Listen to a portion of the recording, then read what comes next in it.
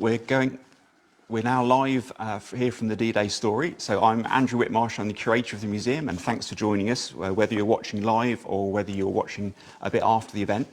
So what we're doing today is we're looking at 10 objects from the museum. The idea is partly that if you haven't visited before, this will give you a bit of a flavour of what's here to see in the museum. But also, if you have visited, this will maybe show you some things that or go into a bit deeper and some things that you might have seen, maybe might not have noticed when you visited. As always, this kind of thing, if you've got any comments or questions as you go along, do let us know. Do post them if you're watching live. And for starters, we've picked 10 objects, which they're not necessarily the 10 most important or best objects, although clearly they're pretty significant ones.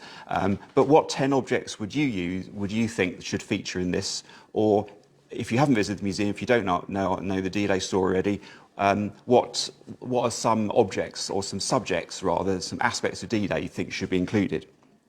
And also just to mention before we start, we're just ahead of the 6th of June, the 79th anniversary of D-Day next week. And here at the museum, if you're in the area, we've got a number of events. So we've got talks and tours happening here. So do come and visit us. And more details on our website, thedaystory.com, if you want to find out more. So we're going to go on without more ado to our first object in the museum. So this isn't actually. These are copies of the original artefacts, in fact, rather than the originals themselves. But the first object is these postcards here on the wall. So these are copies of the originals. The originals are with the Imperial War Museum, so thanks to them for letting us use the images.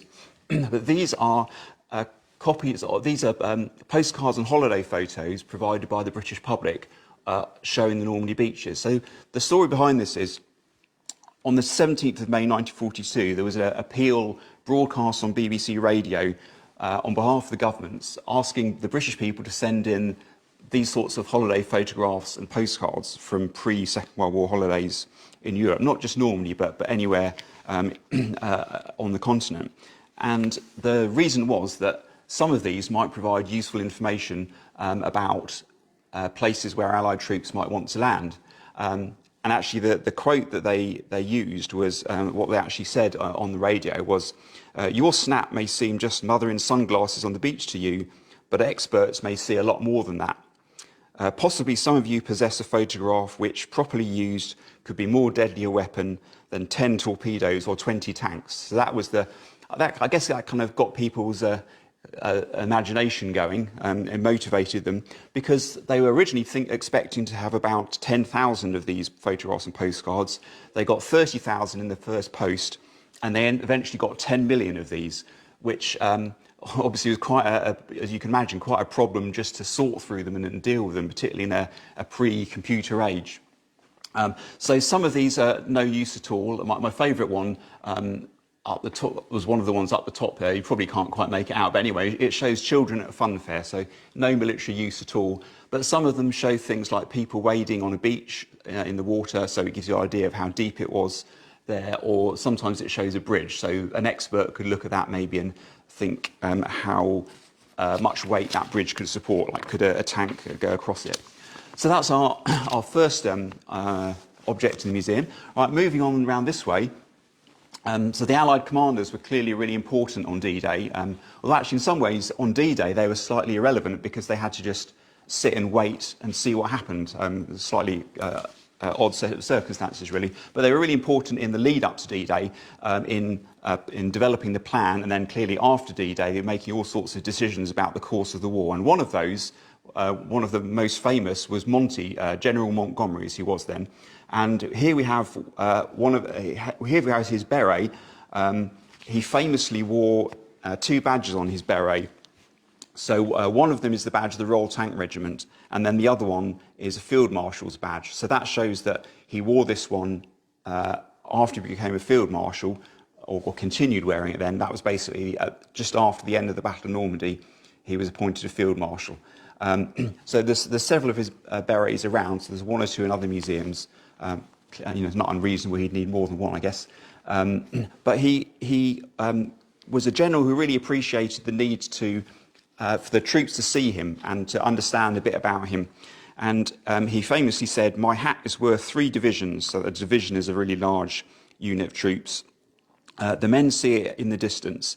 They say, "There's Monty," and then they'll fight anybody, which might sound slightly big-headed in some ways, but it does reflect the genuine fact that the troops. So Monty would go around and meet the troops before D-Day, and that gave them confidence that he wasn't a general who was going to throw their lives away. So that was a really important factor in motivating them and helping give confidence in the plan. So we're now going to move on through some of the rest of the displays. You'll get some sort of glimpses as we go around of different aspects of the displays, but we're not there isn't time to show everything as we're going around. But as I said, we're just picking out about 10 objects from the museum or 10 parts of the displays just to talk about it a bit more. And the Allies had lots of challenges on D-Day, so they had lots of situations they needed to overcome or difficulties, problems they needed to overcome. And one of those involved fuel. And so this relates to Pluto, the pipeline under the ocean we're going to look at here. So you can see 2 bits of pipeline here. The one on the larger one was brought up off the seabed off the Isle of Wight, and that's why it's looking in a rather worse for wear condition. But basically the problem this was solving was, how do you get lots of fuel over to Normandy? The Allied troops had huge numbers of vehicles and needed lots and lots of fuel to run those vehicles. And there were various ways you could have got the fuel over there, and the Allies did. So one was big oil tankers or fuel tankers, so large ships full of fuel. That could work, and it did actually have to work that way for quite a long time. But those were obviously massive targets and very flammable. So another way was in jerry cans, so basically fuel cans. They were quite awkward to manoeuvre. So the idea was to lay a pipeline across the ocean, across the English Channel, from the UK to France. And you can see, hopefully, or maybe be able to see, that when you look at the cross-section, it's got lots of different pieces of material, and that's because there wasn't something off the shelf they could use, so they had to specially develop this pipeline with a series of different materials. So some of them gave it strength, because obviously it's underwater and going across the channel, so it needed to be strong, but also it needed to be flexible. So they used things like there's an inner lead pipe, and then there's various materials like mild steel tape, steel armour wires, a layer of bitumen prepared cotton tape, all these different materials to give it that combination of strength and flexibility. And one thing that people often don't realise about Pluto, because it's often kind of lumped in with D-Day generally, is that it wasn't actually used until August 1944, so it actually came along quite late in the day relative to the Battle of Normandy, but then was used after that. And we'll carry on now.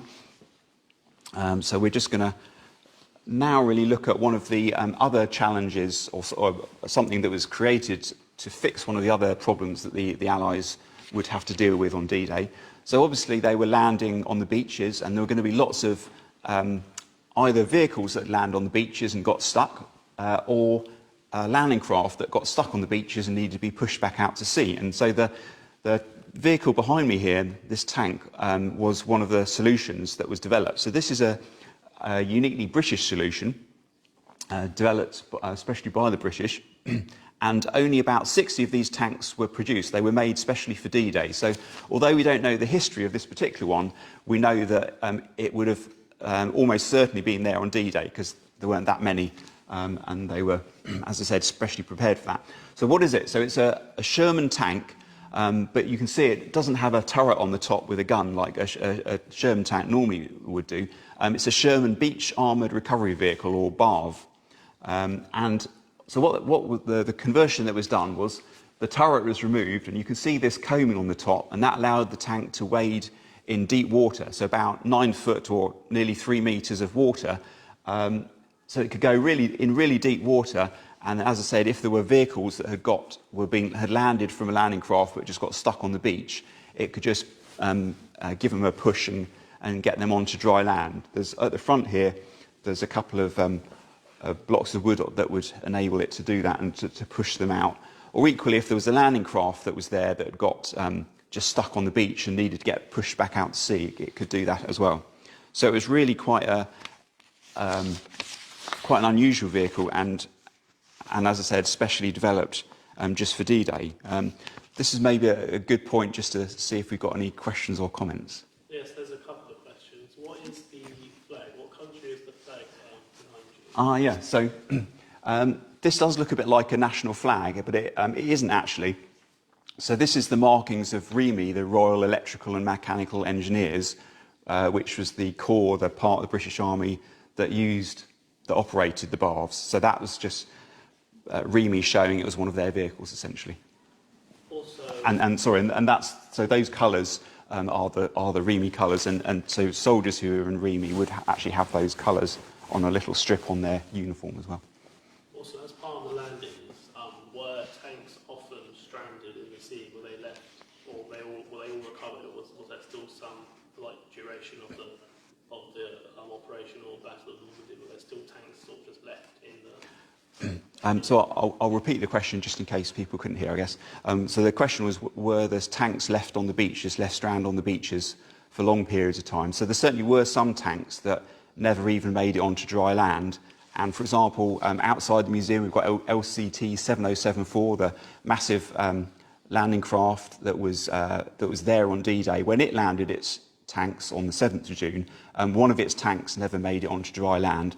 So those tanks would have been recovered after a bit of time, not necessarily immediately, so it might have been a few days, but probably in many cases they wouldn't have been a complete write-off, and every tank was useful, so they would have probably recovered it and tried to get it back working again.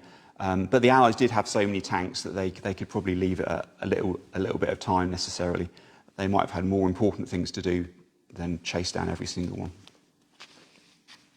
Okay, so this room here is all covers the preparations for D-Day, whether that's a kind of individual level, so how individual people join the armed forces, etc., and also, like we've been hearing about on the sort of bigger scale, how the Allies prepared. So the next gallery we'll go into covers D-Day.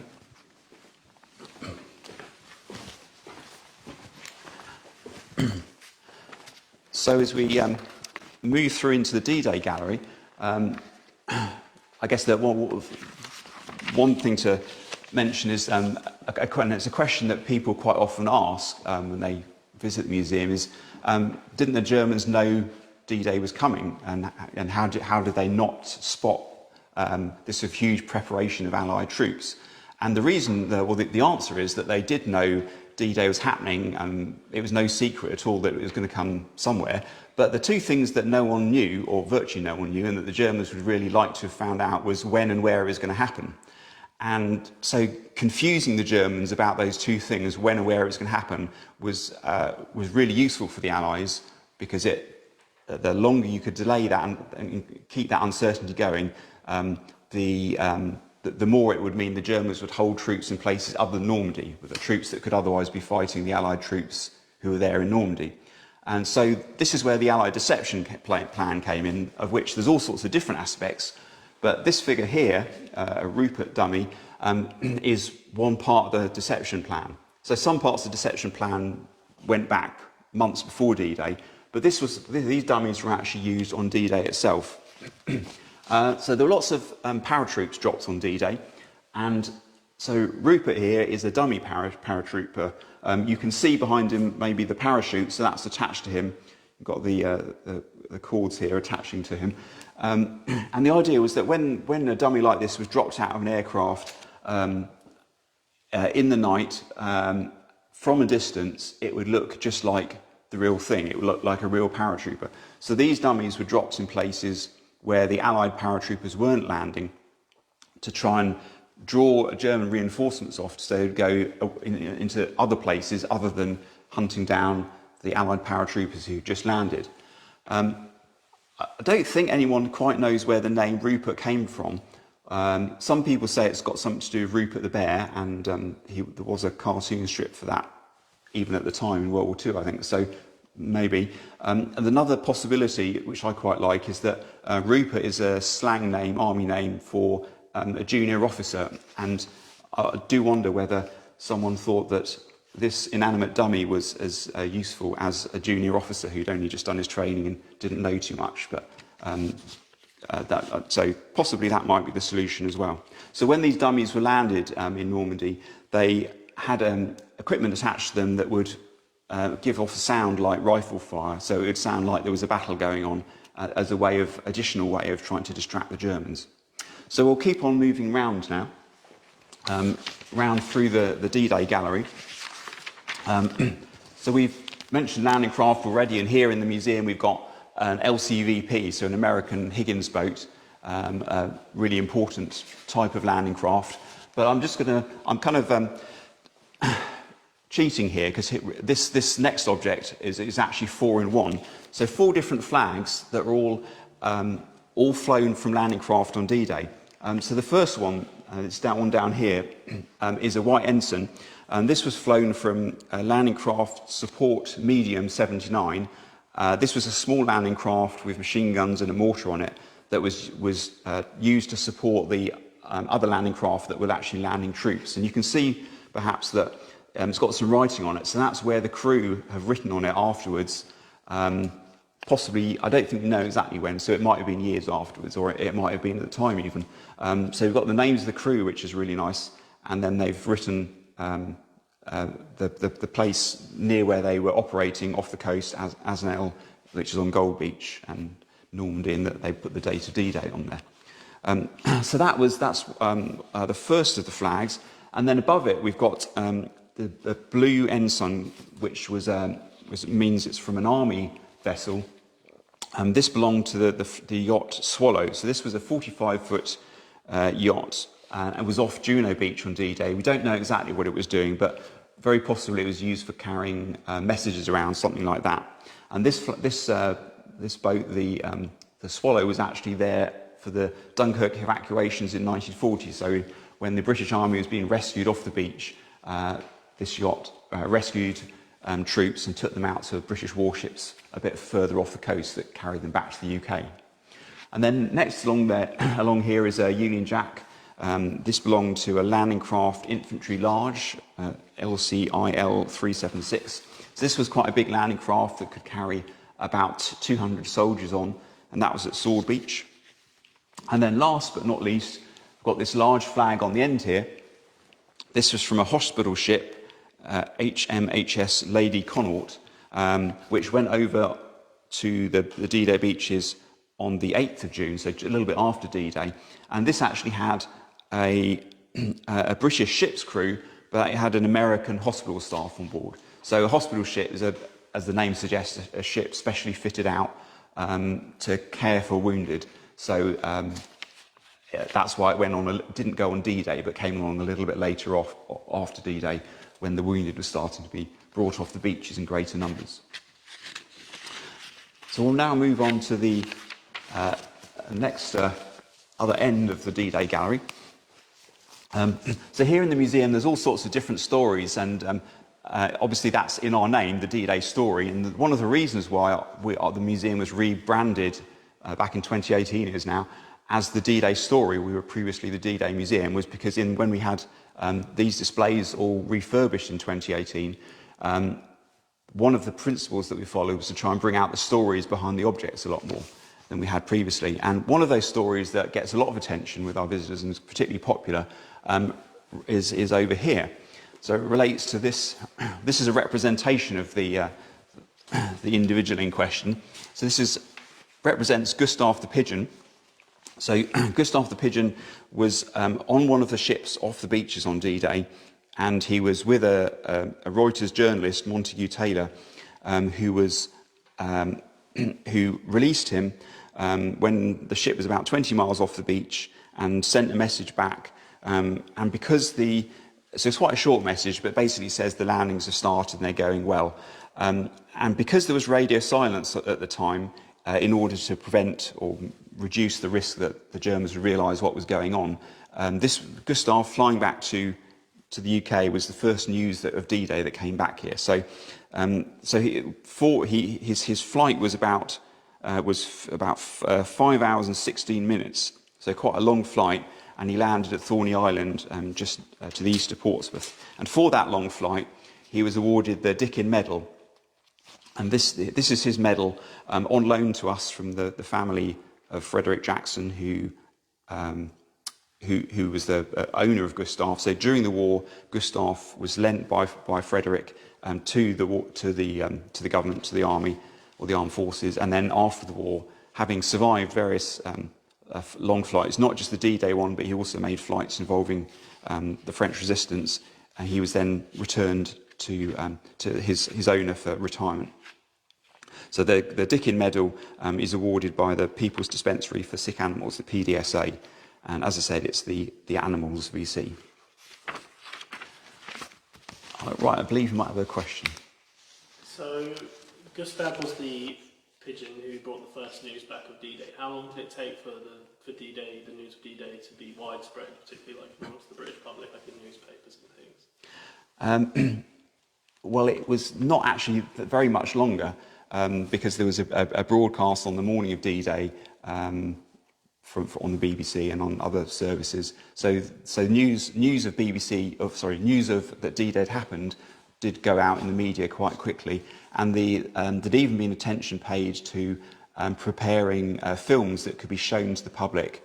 Obviously, they couldn't provide footage of D-Day straight away, but there were films with footage of training exercises, I think, that were prepared so they could be shown quite early on. So there was the Allied governments were aware that the people of the Allied countries, and obviously the people of the occupied countries as well, had been anticipating D-Day for a long time, so they knew they needed to get the news out there. Okay, well, we'll carry on around the corner here. So we're now going into the Battle of Normandy gallery, and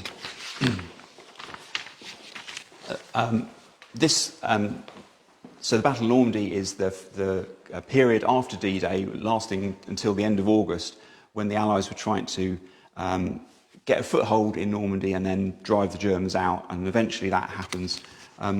So in here we're telling that story and some of the associated stories, including what it was like for the French people, the role of the French resistance.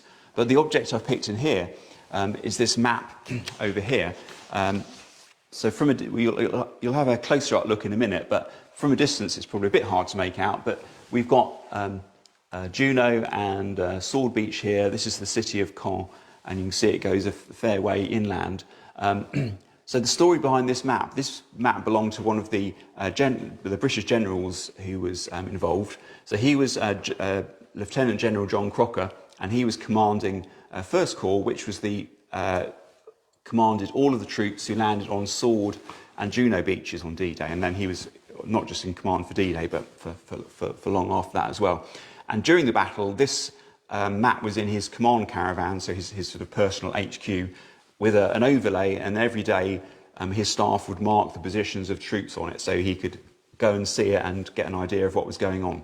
But the thing I really like about this, and the story that I think makes this a bit different, is if you look a bit closer up, you might see that some of the contours, so the high ground on the map, has been coloured in.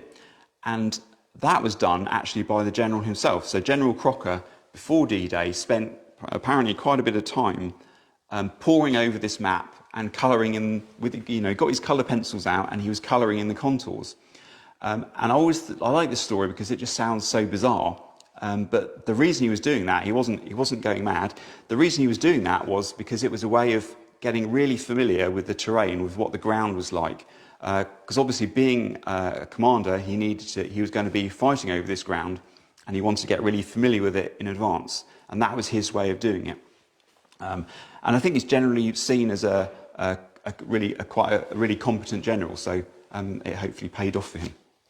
So we're now going to go. We're coming towards the end of the tour, but we're now going to go through the museum's shop and cafe. So we've got the shop here.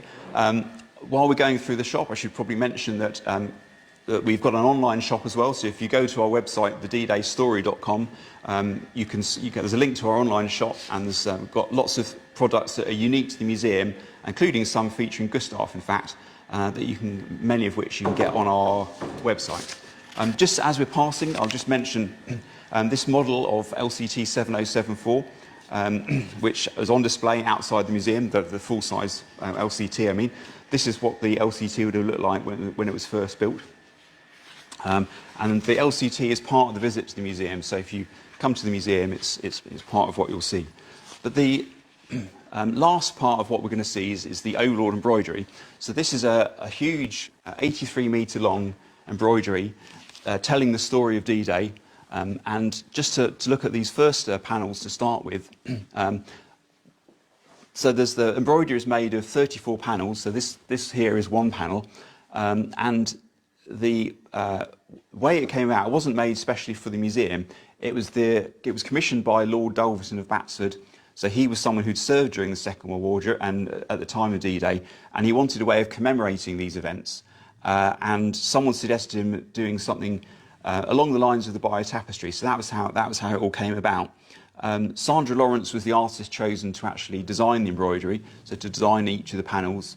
She's gone on to have a successful career as an artist. She's got a great website, so check that out. And the Royal School of Needlework were the people who were actually chosen to make each actual embroidered panel.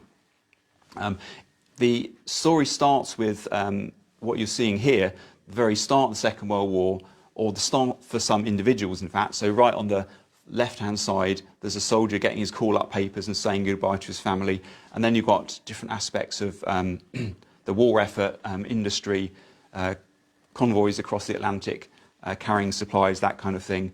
And then things like the Battle of Britain. We're not going to show you the entire embroidery, but you can, the view you're getting now, you'll get a sense of what it's like. So as I mentioned, it's 34 panels. Each one is, I mixed on my dimensions, but each one is 8 foot wide, 3 foot high. So the whole thing 83 metres long. But we're just going to have a look at another panel over here that just pick out a few more details about the embroidery. So here we've got the embroidery is 2 objects. We're counting it as 2 of our 10 objects, but then because it's so big, hopefully you will excuse us that. So we're going to look at this particular panel here. So we're now after D-Day. So further round that we haven't seen, we've got the preparation, the build up to D-Day, D-Day itself, and now we're into the Battle of Normandy. And this particular panel here shows when the Allied commanders visited Normandy. So we've got, starting on the left, King George VI, then next to him, General Eisenhower, so the Supreme Allied Commander in command of all the Allied forces on D-Day. We've got Monty again. You can see his 2 badges on his beret. Slightly to the back, Field Marshal Alan Brooke, the Chief of the Imperial General Staff, and then Prime Minister Winston Churchill with one of his famous cigars. So this is a panel that's particularly liked, to think, by our visitors because the likenesses are so good. One of the most experienced embroiderers at the Royal School of Needlework made the faces of these to make sure they were as accurate as possible.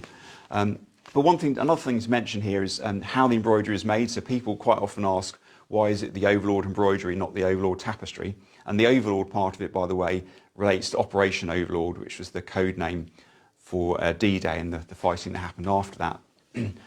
But it's embroidery because that's what it is. And actually the Bayeux tapestry, which is what people compare it to, really should be called the Bayeux embroidery because that's an embroidery as well. So there's 2 different techniques you use. And you can see maybe in this close-up view that a lot of the embroidery is made with individual pieces of material.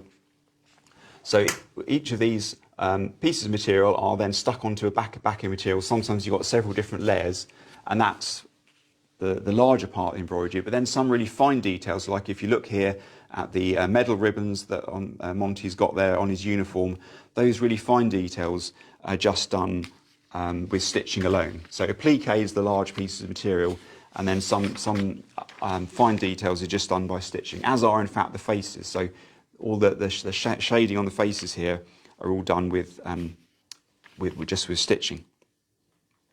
So that's come to the end of our 10 objects. So if you've got any final comments or questions, do let us know. And if you're still watching at this point, thanks very much for watching. Just to mention a couple of things. As I mentioned at the start, the D-Day anniversary is coming up next week. So here at the museum at the D-Day Story, we've got some events, talks and tours. So tours round the LCT, round LCT 7074, and some talks about the Overlord embroidery and about some of the aspects of the story of D-Day, groups of people who are sometimes forgotten about, that I'm going to be talking about. So if you're able to visit, do come and visit us then. It's a great moment to visit. If you know anyone who likes embroidery and similar things, do let them know about the Overlord embroidery, because it's quite well known. People all around the world come and see it just to see the embroidery, but equally there's still people who don't know about it. Any other questions or comments that we've got? Okay, so I think we've come to the end of the live stream. So thanks very much for watching, and do check out our website, thedaystory.com, if you want to find out more about the museum. Thank you.